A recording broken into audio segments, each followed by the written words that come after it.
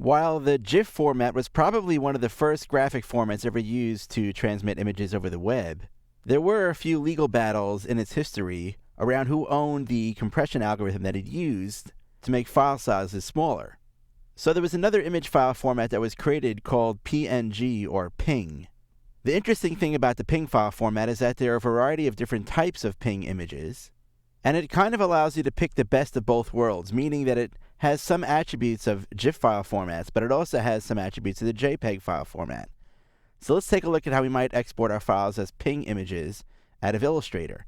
Now I'm going to go back over here to the File menu and choose Save for Web and Devices.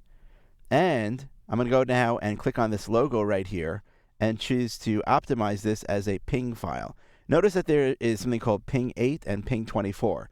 And I had mentioned before that there is a similarity between PNG and GIF and JPEG as well. You can think of PNG 8 as closer to the GIF file format and PNG 24 as closer to the JPEG file format. So let's start off with the PNG 8 file format. Like a GIF file, it's limited to 256 colors, and of course you can choose various ways to reduce the number of colors to those colors here. You can get smaller file sizes by actually reducing the number of colors inside of the file.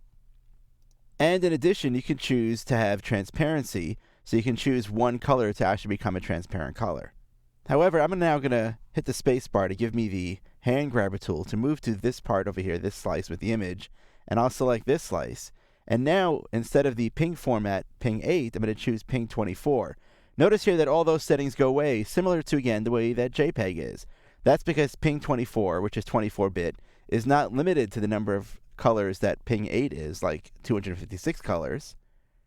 So it allows you to simulate something called true color or continuous tone, where you get beautiful ranges of colors, which is great for photography. However, there's another benefit to using the PNG 24 file format. Notice that over here it does allow you to use transparency. Remember that JPEG did not have a transparent option, but here we do have transparency. If I did have some kind of an image that was not a rectangular shape, I could, of course, use transparency to make, let's say, a background color go away. But the beautiful thing about using PNG 24 is that the transparency that's supported actually supports 256 levels of transparency. So that means you could theoretically create some artwork that has a soft drop shadow, and you can make that soft drop shadow have a transparent background so that that soft shadow actually blends perfectly into any background or even on top of other photos. Now, later on inside of this video title, we're actually going to see how we can do that and how we can test to make sure that it looks great in a browser.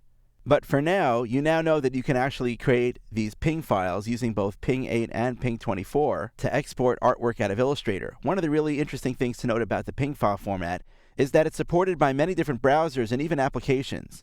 For example, Microsoft Office can import images in the PNG file format, and it's even the preferred way of getting artwork from Illustrator into, for example, PowerPoint presentations.